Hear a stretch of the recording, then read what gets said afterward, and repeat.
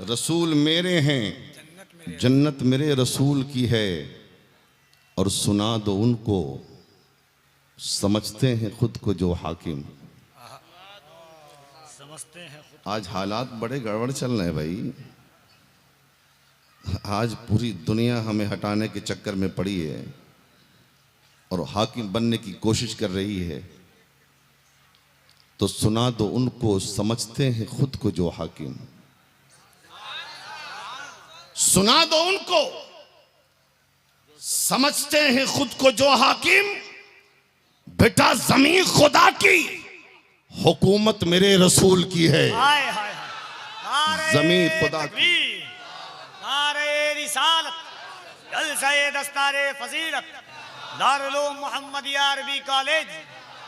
सुभान अल्लाह। जमीन खुदा की, वाह वाह वाह हुकूमत मेरे रसूल की है। वाह। और यहां पे अपने पराये में कोई फर्क नहीं। यहां पे अपने पराये में कोई फर्क नहीं। मुनाफिको ये अदालत मेरे रसूल की है। मुनाफिको ये अदालत मेरे रसूल की है। रसूल मेरे हैं, जन्नत मेरे रसूल की है। हजरात, इंसान दुनिया में दो चीज़ों से मोहब्बत करता है। सबसे ज़्यादा मोहब्बत दो चीज़ों से इंसान को होती है। एक माल से मोहब्बत करता है और एक औलाद से मोहब्बत करता है। माल से मोहब्बत करने का हाल यह है कि सुबह से लेके शाम तक और शाम से लेके सुबह तक माल कमाने की कोशिश करता रहता है। ठंडी हो कोई फर्क नहीं पड़ता, गर्मी हो कोई फर्क नहीं पड़ता, धूप हो कोई फर्क नहीं पड़ता, बारिश हो कोई फर्क नहीं पड़ता। अगर डबल ड्यूटी करने की नौबत आए और पैसा डबल मिल जाए, इंसान नींद को भी कुर्बान कर देता है, खाने को भी कुर्बान कर देता है, पीने को भी कुर्बान कर देता है, अपने आराम को भी कुर्बान कर देता है। नीयत यह होती है कि मालदार बन जाऊं, रहने के लिए मकान नहीं है, एक मकान बन जाए। एक एक पैसा जोड़कर इंसान मकान बनाता है ताकि उसकी छत के नीचे अपने सर को छुपाया जाए। जब इंसान एक मकान बना लेता है, उसकी लालच बढ़ती रहती है, दूसरे मकान की फिक्र रहती है। अगर दूसरी बिल्डिंग बन जाए तो उस बिल्डिंग को भाड़े पे लगाऊं तो पैसा आएगा। ऐसे ही दूसरी बिल्डिंग बनाता है, तीसरा मकान बनाता है, चौथा मकान बनाता है, पांचवा मकान बनाता है। बहुत सारी बिल्डिंगों का मालिक बन गया। दौलत आती रही, लालच बढ़ती रही, दौलत आती रही, लालच बढ़ती रही। नतीजा ये निकलता है, जब मकान का मामला खत्म होता है, अब सोचता है चलने के लिए तो एक छोटी सी एक टूटी हुई साइकिल है ना, अब एक गाड़ी खरीद लिया जाए। एक गाड़ी खरीदता है ताकि उससे सफर किया जाए। दिल में एक ख्याल पैदा होता है, थोड़ी सी मेहनत कर लो, दूसरी गाड़ी खरीदोगे। शादी ब्याह के मौके पर उसे अगर भाड़े पे चला दिया जाए तो बहुत सारे पैसे आएंगे, बहुत सारी दौलत जमा होगी। एक गाड़ी खरीदा, सब्र न हुआ, दूसरी खरीद लिया, सब्र न हुआ, तीसरी खरीद लिया, इत्मीनान न हुआ, चौथी पांचवी खरीद लिया, बहुत सारी गाड़ियों का मालिक हो गया।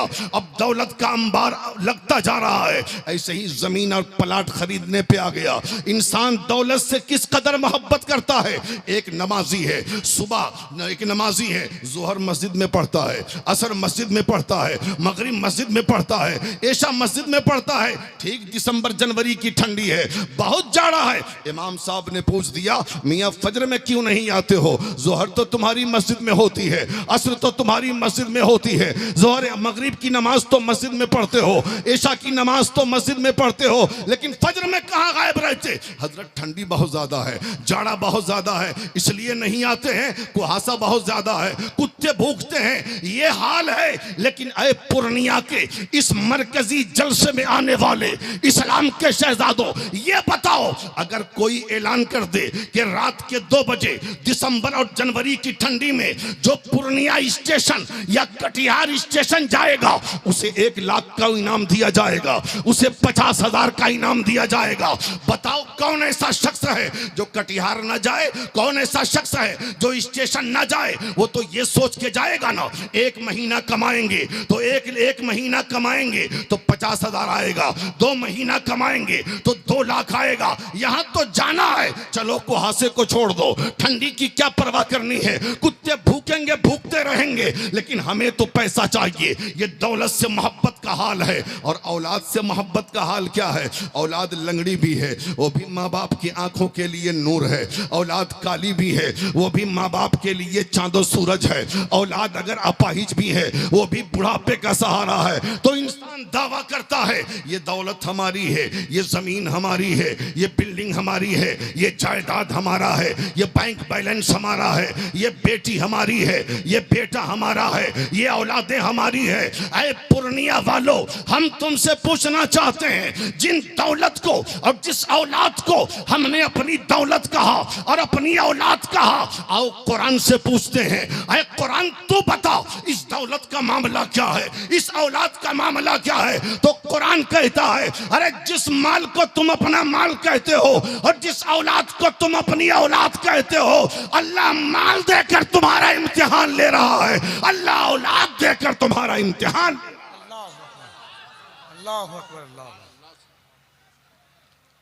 अल्लाह दौलत दे तो तकब्बुर मत करना, अल्लाह माल वाला बनाए तो कभी गुरूर मत करना। रब ने दौलत दिया है वक्त मुकर्ररा के लिए, रब जब चाहेगा तुमसे तुम्हारी दौलत ले लेगा। औलाद दिया है, ये दौलत काम आने वाली नहीं। और आज के माहौल में जिनके पास दौलत होती है वो सीना चौड़ा करके, सीना तान के चलता है कि हमें क्या कमी है। पूर्णिया में हमारे पास 10 बिल्डिंग है, बेशुमार गाड़ियां मेरे पास, आलो औलाद की कमी नहीं। जमाना हमारा क्या बिगाड़ लेगा? अगर माल आने के बाद गुरूर और तकब्बुर आने लगे तो 2 साल पहले तुर्की में आने वाला जलजला याद कर लेना, जिसमें 40 सेकंड न जाने कितनी बिल्डिंगों को जमीन के नीचे धंसा दिया, कितनी गाड़ियां बर्बाद हो गई, कितनी जानें तल्फ हो गई। इसलिए दौलत आए तो तकब्बुर मत करना, लेकिन हां वो दौलत जो अल्लाह की राह में खर्च किया जाए, वो दौलत जो राह खुदा में खर्च किया जाए, वो दौलत जो मस्जिद की तामीर में खर्च किया जाए, वो दौलत जो मदरसे के ताउन में खर्च किया जाए, वो दौलत जो किसी गरीब की गरीबी दूर करने के लिए खर्च किया जाए, वो दौलत जो किसी यतीम के सर पे दस्ते शफकत रखने के लिए खर्च किया जाए, वो दौलत जो किसी बेवा के सर पे दुपट्टा डालने के लिए खर्च किया जाए, वो दौलत जो मदारिस इस्लामिया के तलबा की मेहमान नवाजी के लिए खर्च किया जाए, वो दौलत जो उलमा की खिदमत के लिए खर्च किया जाए, जो दीन की बका के लिए खर्च किया जाए, वो दौलत जन्नत में जाने का सबब बनता है। और वो औलाद जिसे आपने आलिम दीन बनाया, जरा जोर से बोलो, जोर से और लहक के बोल दो या रसूल अल्लाह। जिसे आलिम दीन बनाया, जिसे हाफिज कुरान बनाया, जिसे मसलके आला हजरत का सच्चा तर्जमान बनाया, जिसे दीन का सिपाही बनाया, वो औलाद तुम्हें जन्नत में ले जाएगी, वो औलाद तुम्हें। लेकिन आज हाल क्या है, मियाँ बीवी, मैं बिल्कुल सच्ची बात बोल रहा हूं, हजरत बैठे हैं, मियाँ बीवी की ख्वाहिश होती है कि बेटा पैदा हो ना, बेटा पैदा हो, ज़हीन हो, सालिमुल आज़ा हो, हर एतबार से सही है, तो वो उसको कॉन्वेंट में, स्कूल में, कॉलेज में भेजकर डॉक्टर बनाने की नीयत करते हैं, इंजीनियर बनाने की नीयत करते हैं, प्रोफेसर बनाने की नीयत करते हैं। ऐसा है कि नहीं? 4 बेटे हो, 3 तो अच्छे थे, सालिमुल आज़ा थे, आला ज़हन वाले, शक्ल सूरत के एतबार से अच्छे, एक को डॉक्टरी में दे दिया, एक को इंजीनियरिंग में दे दिया, एक को पायलट बनाने की सोच लिया। इत्तेफाक से एक बेटा बन गया लंगड़ा, एक पैर का अपाहिज, गबीउस ज़हन। बीवी परेशान है कि करें क्या। शौहर ने कहा टेंशन क्या लेते हो, दारुल मोहम्मदिया है ना, दारुल मोहम्मदिया है। मुफ्ती जुबैर साहब क़िबला के पास जाएंगे, हम क्यों झेले, मौलवी झेले।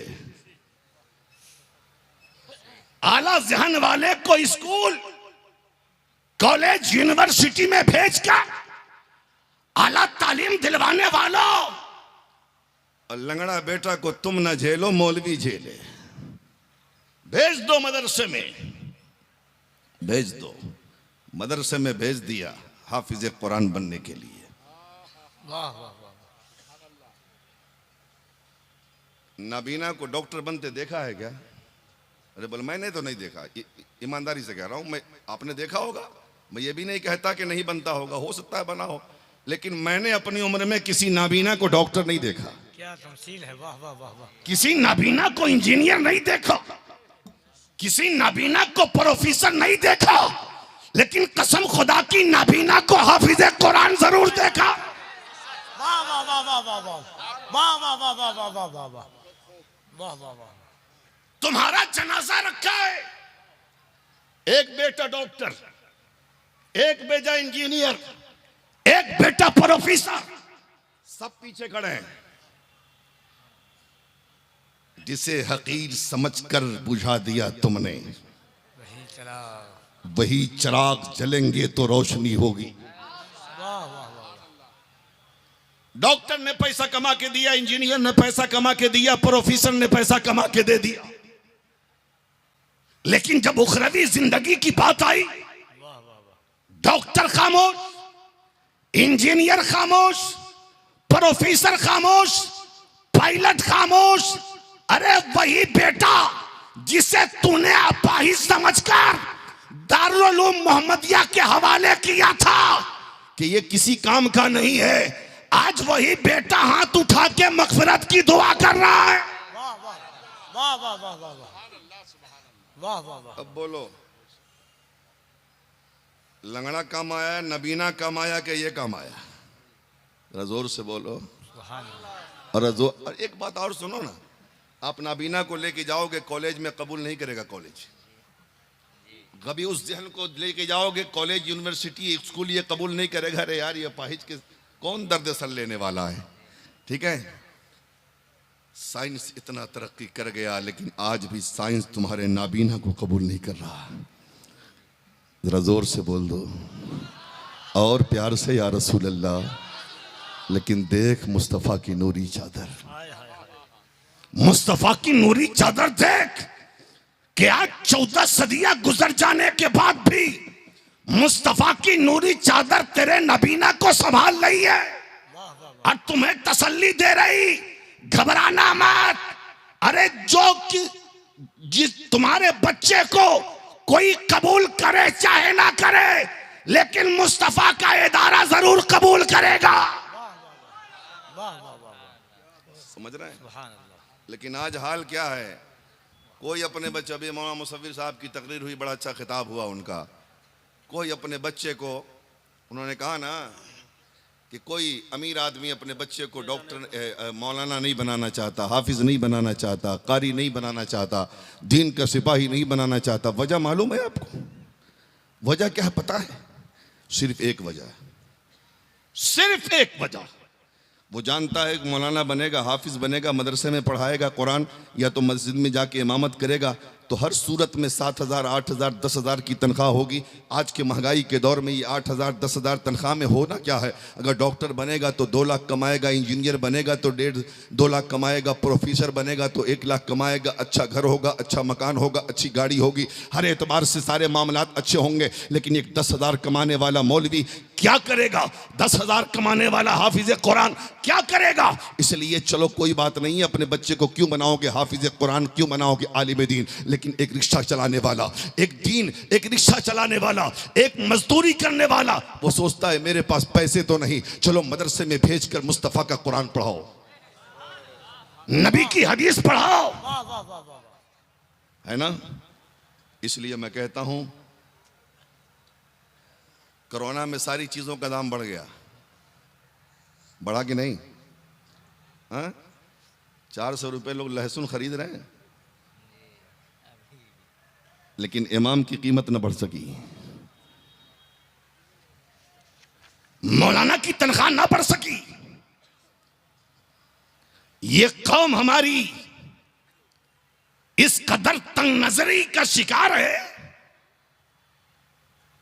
अल्लाह खैर करे।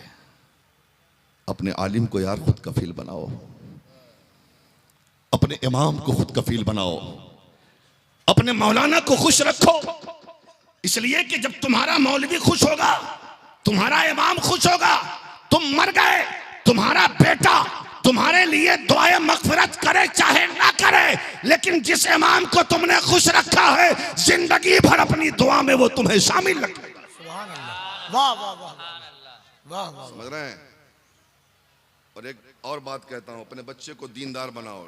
ये नहीं कहता कि डॉक्टर मत बनाओ, बनाओ ना भाई डॉक्टर, डॉक्टर भी बनाओ, इंजीनियर भी बनाओ, प्रोफेसर भी बनाओ, हाफिज कुरान भी बनाओ, आलिम दीन बनाओ, लेकिन डॉक्टरी के साथ अपने बच्चे को दीनदार बनाओ, इंजीनियरिंग के साथ अपने बच्चे को दीनदार बनाओ, प्रोफेसरी के साथ अपने बच्चे को दीनदार बनाओ, दुनियावी तालीम के साथ अपने बच्चे को मुस्तफ़ा का दीन सिखाओ, मुस्तफ़ा की शरीयत सिखाओ, मुस्तफ़ा का कुरान सिखाओ, मुस्तफ़ा की हदीस सिखाओ। और पलट के एक और खास जुमला दे दूं, अपने बच्चे को सिर्फ दीनदार मत बनाना, अपने बच्चे को आशिक रसूल बनाओ। सुभान अल्लाह, वाह वाह वाह वाह वाह। अपने बच्चे को आशिक रसूल बनाओ। वाह वाह वाह। इसलिए कि न जाने कितने डॉक्टर गुमराह हो गए, इंजीनियर गुमराह हो गए, प्रोफेसर गुमराह हो गए, पायलट गुमराह हो गए, मौलवी गुमराह हो गया, पीर गुमराह हो गया, मुहक्किक गुमराह हो गया, मुसन्निफ गुमराह हो गया, प्रोफेसर गुमराह हो गया।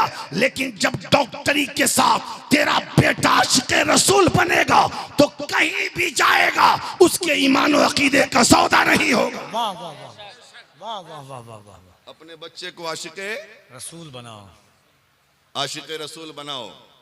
और यही सबसे बड़ी बात है। अब कहोगे कि मौलाना इतना आसान है आशिक रसूल बनाना? मैं कहूंगा हाँ आसान है, अगर सोच लो तो। अगर सोच लो तो, अपने दिल को नबी का मदीना बनाने के लिए सोच लो तो फिर मुश्किल नहीं है। सोच लो कि हमें अपना रिश्ता मुस्तफा से मजबूत करना है।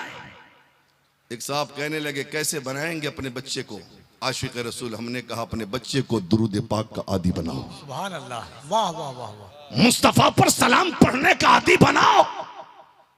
बचपन से दुरूद पढ़ना सिखाओ, बचपन से नमाज, बचपन से नात पढ़ना सिखाओ, बचपन से सलाम पढ़ना सिखाओ, बचपन से दीनदारी सिखाओ। नतीजा ये निकलेगा जब वो होश में आएगा ना, उसका सीना मुस्तफा का मदीना हो। वाह वाह वाह। और जब दीनदार बनेगा, आशिक रसूल बनेगा, जब तक जमीन पे रहेगा उसके इश्क का चर्चा होगा। अगर इश्क की भीख लेनी है तो चलो बरेली के इमाम अहमद रजा के पास, सुभान अल्लाह। चलो गरीब नवाज की बारगाह में, चलो मखदूम अशरफ जहांगीर समनानी की बारगाह में, चलो अलाउल हक पंडवी की बारगाह में, सुभान अल्लाह। चलो महबूबे इलाही की बारगाह में। जिसका इश्क सलामत है उसकी सारी चीजें सलामत है। हाय हाय हाय हाय, वाह वाह वाह वाह। आशिक बनो, आशिक, सुभान अल्लाह। आशिक बनो। सुन रहे हो आप? घबरा तो नहीं रहे हो? आप सुन रहे हो? जरा जोर से बोल दो ना, जरा मोहब्बत से बोलो या रसूल अल्लाह, या रसूल अल्लाह। आशिक रसूल बनो। जब इश्क की बात आई है ना, तो एक बात मुझे याद आ रही है, सुन लो, शायद कि जिंदगी में कभी काम आ जाए।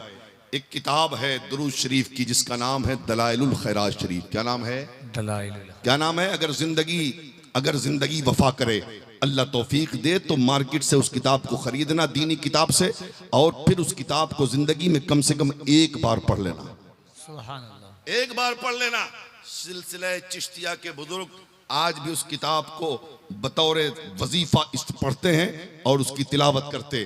और बुजुर्गों ने फरमाया अगर तुम्हारे पास परेशानी है, अगर बीमार हो शिफा नहीं मिल रही है, अगर बेरोजगार हो रोजगार से नहीं लग रहे हो, अगर बे औलाद हो, अगर कोई तुम्हारी नेक जायज तमन्ना पूरी नहीं हो रही है, किसी बाबा की तावीज से लेना देना नहीं है, किसी बाबा की तावीज के चक्कर में मत पड़ना, इसलिए कि ये तावीज तुम्हारी किस्मत का फैसला नहीं कर सकते। इस किताब को 1 हफ्ता में पढ़ो और उसके बाद इस किताब के वसीले से अपने रब की बारगाह में दुआ करो, अल्लाह दुरूद पाक की बरकत से तुम्हारी दुआ कबूल। इस किताब में 800 दुरूद पाक है। कितने हैं? बोलो बोलो कितने हैं? 800।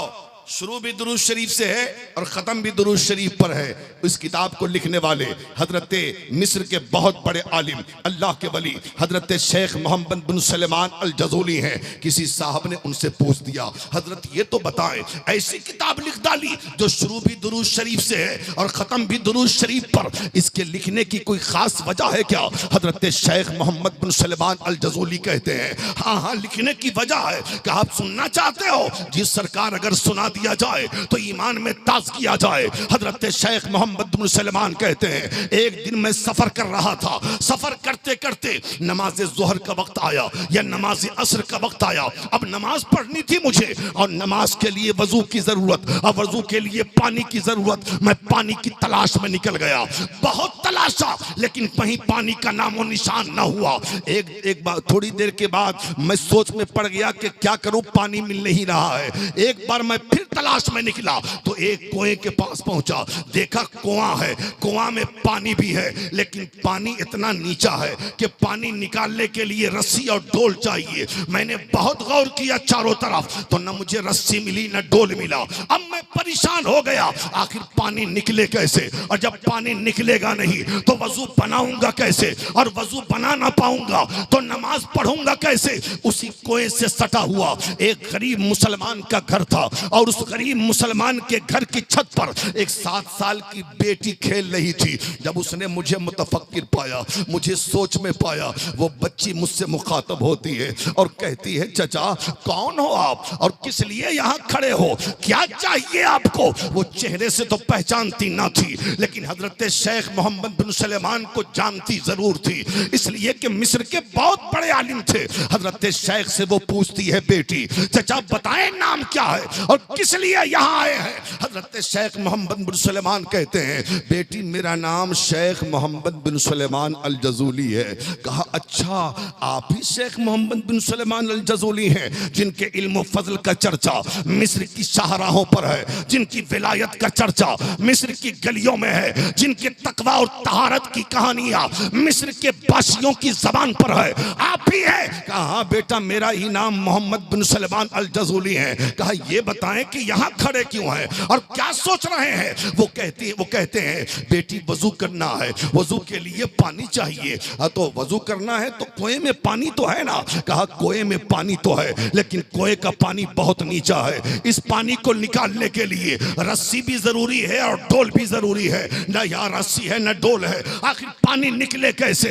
हजरत शेख मोहम्मद बिन सलेमान ने जब ये कहा तो वो 7 साल की बच्ची जो तारीखी जुमला अदा करती है, ऐ पूर्णिया और अतराफ पूर्णिया से आने वाले इस्लाम के शहजादों जरा गौर करना, एक 7 साल की बच्ची तुम्हारे घर में भी है और हमारे घर में भी है। कितनी उम्र होती है 7 साल की बच्ची की? अल्लाह अल्लाह, वो 7 साल की बेटी कहती है, चचा इतने बड़े आलिम हैं आप, इतने बड़े अल्लाह के वली हैं आप, ऐसे मुत्तकी और परहेजगार हैं आप, अल्लाह के नेक बंदे हैं आप, और कुएं से पानी भी निकालना नहीं आता?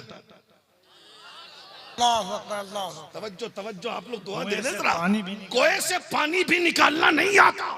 हजरत शेख कहते हैं, मैंने सोचा कि बच्ची ने समझा नहीं, मैंने कहा बेटा पानी तो निकलता ना, लेकिन रस्सी डोल होते तब तो पानी निकलता ना, यहाँ रस्सी भी नहीं डोल भी नहीं, पानी निकले कैसे? तो वो 7 साल की बच्ची कहती है, चचा मैं बताती हूँ, बगैर रस्सी डोल के पानी कुएं से निकलता कैसे? मैं बताती हूँ, बगैर रस्सी डोल के कुएं से पानी निकलता कैसे है? हजरत शेख मोहम्मद बिन सलमान कहते हैं वो बच्ची छत से नीचे को ना आई, बल्कि उसने अपना चेहरा थोड़ा सा झुकाया कुएं की तरफ, और झुकाने के बाद उसने कुएं के अंदर थूक दिया। जो ही उसका लुआब, उसका थूक कुएं में पड़ता है, मेरी नजर ने देखा जो पानी बहुत नीचा था, उसके थूक की बरकत से उस कुएं का पानी ऊपर से जारी हो गया, फवारा बन के बाहर निकलने लगा। वो कहती है चचा देखिए कुएं से पानी ऐसे निकलता है, जरा जोर से। अब तो हजरत शेख कहते हैं मैं सोच में पड़ गया, एक तरफ उसकी उम्र देखता हूँ, दूसरी तरफ उसका कारनामा, एक तरफ उसकी उम्र देखता हूँ, दूसरी तरफ उसकी ये करामत कि उसके लुआब में इतनी बरकत अल्लाह ने कैसे दे दी कि इसने थूका और कुएं का पानी अपने आप ऊपर आ गया। अब वो पूछते हैं बेटी ये बता दे, मैं वजू तो बना लूंगा लेकिन ये बता दे कि तुझे इतना ऊंचा मकाम मिला कैसे? वो कहती है चचा इतने बड़े आलिम हैं आप और आप ये भी नहीं जानते। कहा बेटी बता। तो बेटी कहती है 7 साल की चचा मेरी छोटी उम्र मत देखिए, मेरा बड़ा वजीफा देखिए। मेरी छोटी उम्र मत देखिए, मेरा बड़ा वजीफा देखिए। बेटी कौन सा वजीफा? कहा जब मैं पैदा हुई और मैं अपनी माँ का दूध पीती थी तो मेरी माँ दूध पिलाने के दरमियान मुस्तफा पर दरूद पढ़ती थी। अल्लाह जोर से सुभान अल्लाह। मुस्तफा पे दरूद पढ़ती थी और मैं सुन सुन कर मुस्तफा पे दरूद अपने माँ का दूध पीती थी। जब मैंने दूध छोड़ दिया और मैं अक्ल व खिरत के, अब जब मुझे अक्ल आई, सोचो समझ आई, तो मेरी माँ ने मुझे दुरूद पढ़ना सिखाया, मुझे मेरी माँ ने सलाम पढ़ना सिखाया। माँ ने कहा बेटी अगर तुम नबी पर दुरूद पढ़ोगी ना अल्लाह बहुत बड़ा इनाम देगा, मुस्तफ़ा पर सलाम पढ़ोगी अल्लाह तुम्हें बहुत बड़ा इनाम देगा, नबी से रिश्ता मजबूत करोगी अल्लाह तुम्हें जन्नत अता फरमाएगा। मेरी माँ ने मुझे इतना बताया मदीने वाले के ताल्लुक से कि मुझे अपने आका से ऐसी मोहब्बत हो गई और मैंने दुरूद ऐसे पढ़ना शुरू किया कि सुबह होती है तो नबी पर दुरूद, दोपहर है तो नबी पर दुरूद, शाम है तो नबी पर दुरूद, रात है तो नबी पर दुरूद। जिंदगी का हर लम्हा मुस्तफा पर दुरूद पढ़ने में गुजरता है, जिसकी बरकत ये हुई कि अल्लाह ने मेरे लुआब में वो बरकत रखी कि आज नतीजा आपके सामने है। यही मेरा वजीफा है कि मैं मुस्तफा पर दुरूद पढ़ता। अल्लाह अल्लाह अल्लाह। चाचा जाए वजू बना ले। हजरत शेख चले वजू बनाने, बीच रास्ते में जब पहुंचे तो बच्ची ने फिर आवाज दिया चचा एक सवाल का जवाब तो देते जाइए। पलट के आ गए, बोटे बेटा बोलो कौन सा सवाल है? अब जरा सवाल समझिए, सवाल सुनिए और मचल जाइए। उलमा हमारे बड़े बड़े उलमा बैठे हैं, इनकी तवज्जो इनकी दुआएं भी चाहिए मुझे। वो बच्ची कहती है चचा ये बताएं क्या आप उन्हें जानते हैं? सवाल सुन, क्या आप उन्हें जानते हैं कफील भाई? क्या आप उन्हें जानते हैं जिन पर दुरूद पढ़ने से अल्लाह इतना ऊंचा मकाम देता है? आज हम जैसा मौलवी होता तो कहता कि हम हैं इतने बड़े मौलाना, हम नहीं जानेंगे तो कौन जानेगा। लेकिन वहां शेख मोहम्मद बिन सलमान अल जज़ूली अल्लाह अल्लाह वो कहते हैं बेटा मैं उन्हें जानता तो जरूर हूं, लेकिन लगता है कि तू मुझसे ज्यादा उन्हें पहचानती है। बेटा बता वो कौन है जिन पर दुरूद पढ़ने से अल्लाह इतना ऊंचा मकाम देता है? हजरत शेख मोहम्मद बिन सलमान ने कहा तो 7 साल की बेटी कहती है चचा बता दूं कौन है वो, चचा बता दूं कौन है वो, चचा बता दूं कौन है वो। हाँ मेरी बेटी बता दे कौन है वो।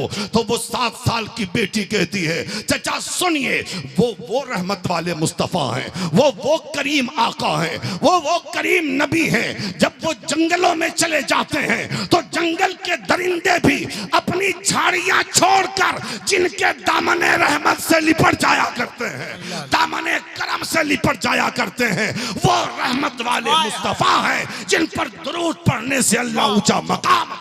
नारे तकबीर, नारे रिसालत, अज़मत मुस्तफ़ा, शान मुस्तफ़ा, फजीलत दुरूद पाक, जलसे दस्तारे फजीलत। सुभान अल्लाह। इसलिए भाई अपने बच्चे को आशिक रसूल बनाओ, सुभान अल्लाह। ताकि कोई टकाई तुम्हारे ईमान और अकीदे पे टाका ना डाल सके, ताकि अपने आप को तुम बचा सको। और अगर तुमने नहीं अपने बच्चे को आशिक बनाया तो सुन लो हालत क्या होगी। और इश्क की पढ़ाई तो मदरसे में पढ़ाई जाती है ना, नबी से मोहब्बत करना तो मदरसा में सिखाया जाता है ना। इसलिए एक लफ्ज मैं कहता हूं अपनी तकरीर में कि मदारसा इस्लामिया इस्लाम की नशअत सानिया का दूसरा नाम है। मदरसे की हिफाजत करो। क्या समझते हो मदरसे को? आज सारी नजरें मदरसे पर, आज टेढ़ी निगाहें मदरसे पर, मस्जिद पे नहीं, खानकाह पे नहीं, मजार पे नहीं, मदरसे पर। क्यों? इसलिए कि ये जानते हैं अगर मदरसा सलामत है तो ये कौम सलामत है। मदरसा ही मस्जिद में इमाम देता है, मदरसा ही खानकाह में पीर देता है, मदरसा ही मुसन्निफ पैदा करता है, मदरसा ही मुफक्किर पैदा करता है, मदरसा ही मुअल्लिम पैदा करता है, मदरसा ही हाफिज कुरान पैदा करता है, मदरसा ही आलिम दीन पैदा करता है, मदरसा ही पेशवा पैदा करता है, मदरसा ही रहबर पैदा करता है, मदरसा ही रहनुमा पैदा करता है। जब तक मदरसा सलामत है ये कौम सलामत।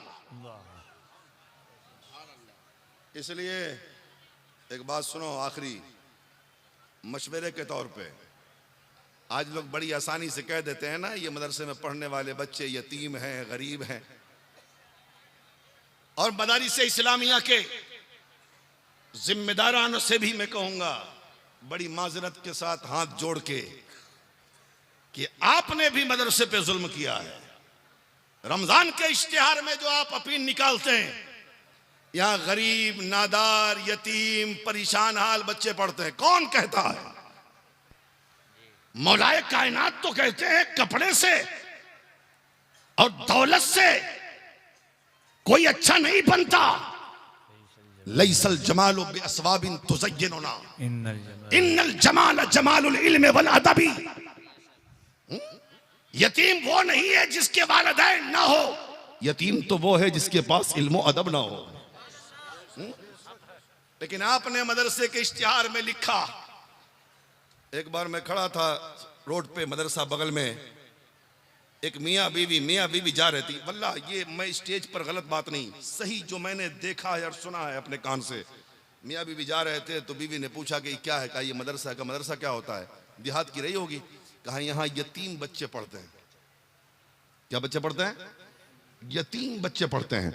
उर्फ आम में यतीम किसको कहा जाता है? जिसके वालिदैन ना हो। अब जरा दारुल उलूम मोहम्मदिया में पढ़ने वाले बच्चों से पूछो उनके माँ बाप हैं कि नहीं। तो हमने भी तो जुल्म किया ना, ये कह के कि यतीम पढ़ते हैं।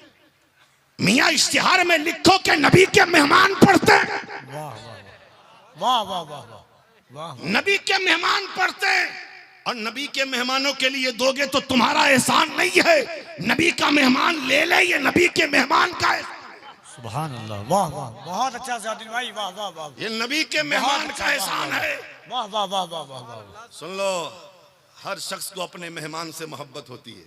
वाह वाह वाह, बोलो सुभान अल्लाह। मुस्तफा को अपने मेहमान से मोहब्बत नहीं होगी? बेशक। इसलिए मैं एक बात कहता हूं अपनी कौम से कि अगर दुआएं कबूल नहीं होती, मुसीबत के मारे हो, परेशान हाल हो, बेरोजगार हो, बे औलाद हो, दिक्कतों ने घेर लिया है, परेशानियों ने चारों तरफ से डेरा डाल दिया है, तो बाबा के पास मत जाना। आज बाबा खूब घूम रहा है, हाँ, 20-20 उंगलियों में अंगूठियां पहनकर, हाँ, और मसल के आला हजरत को बदनाम करने वाले ये बाबा चौक चौराहों पर घूम रहे हैं। हाँ?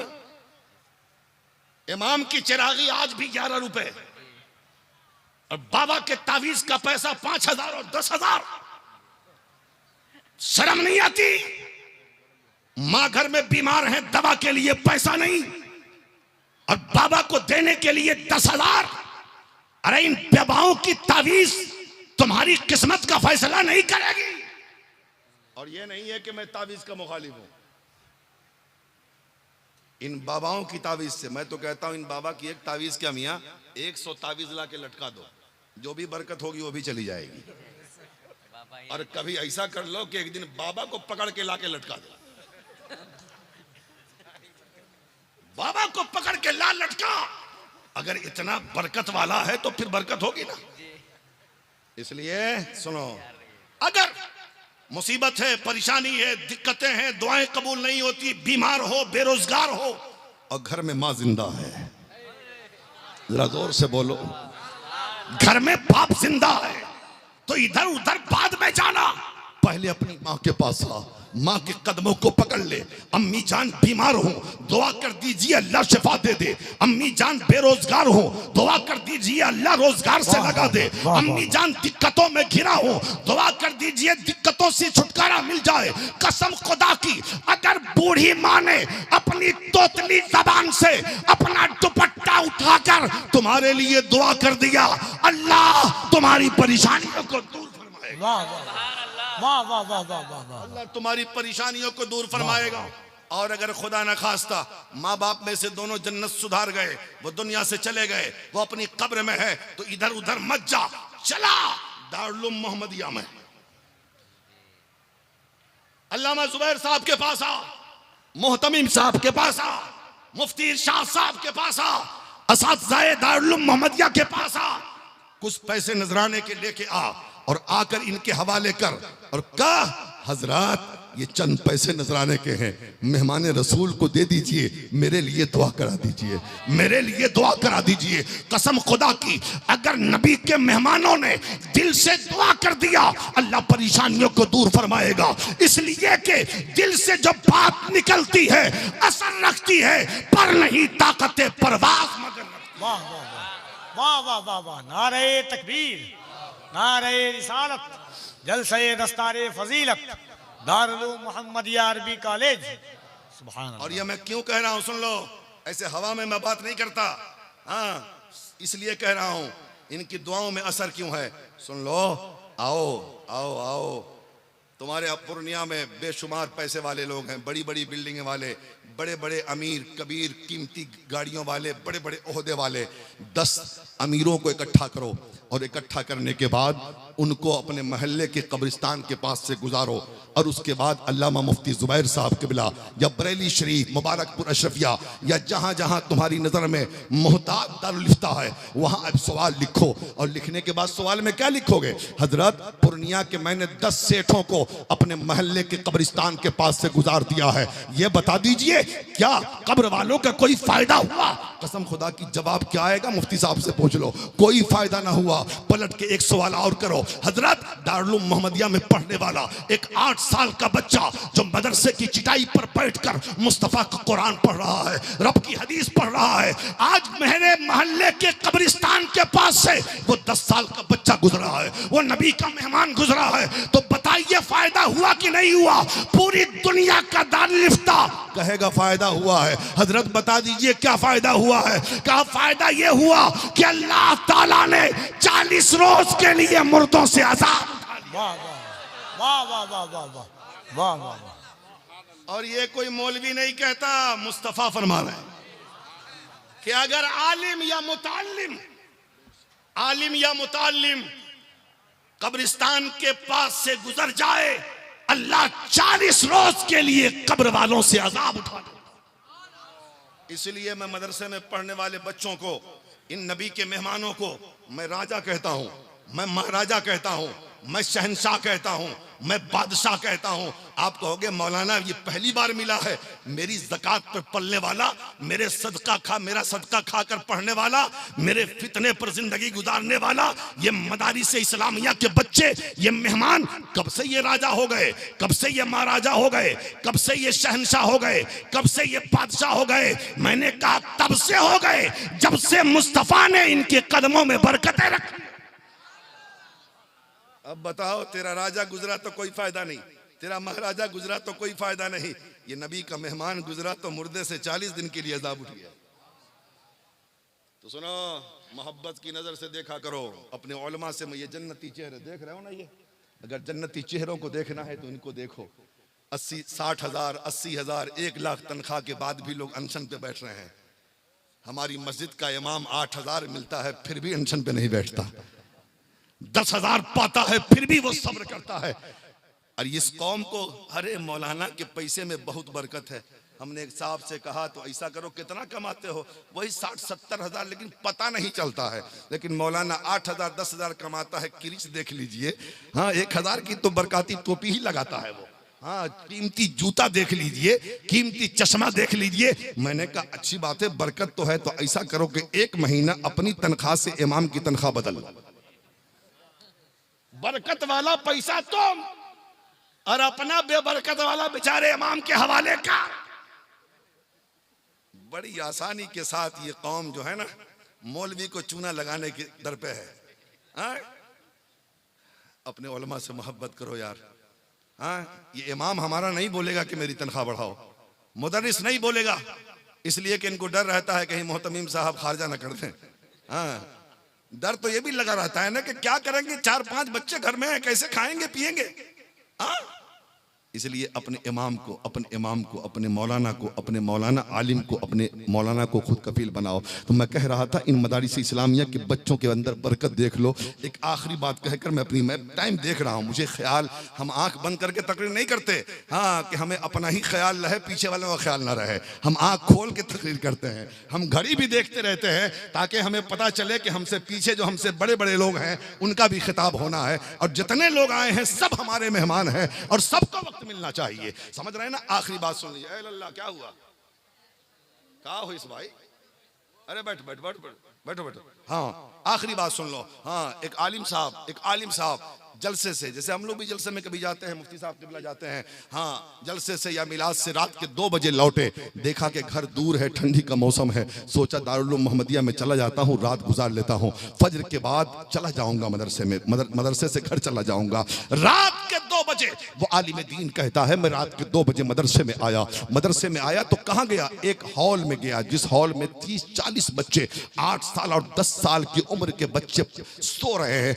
रात के 2 बजे तो मुदर्रिसीन भी सो रहे हैं, बच्चे भी सो रहे हैं, बिल्कुल सन्नाटा है, कोई जगह नहीं है। जब उस रूम में गया तो नबी के मेहमान एक तरफ, 8-10 साल के सारे उम्र के बच्चे सो रहे थे। अचानक मेरे कान में कुरान के पढ़ने की आवाज आई। जरा जोर से बोलो यार, जोर से बोलो। अभी बलियावी साहब आने वाले हैं, ऐसे ही खामोश रहोगे तुम?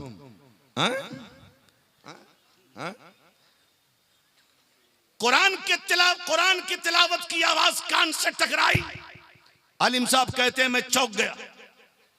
40 बच्चे सो रहे हैं, सब बिस्तर पे लेटे, कोई जगह नहीं है, कुरान पढ़ कौन रहा? जरा जोर से। बहुत गौर किया, तिलावत की आवाज कान से टकरा रही है लेकिन पढ़ने वाला नजर नहीं आता।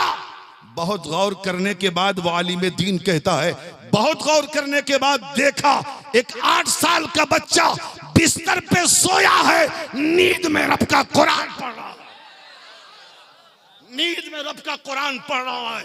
इसीलिए कहता हूं मुसलमानों, मदारिस इस्लामिया के बच्चों से मोहब्बत करो।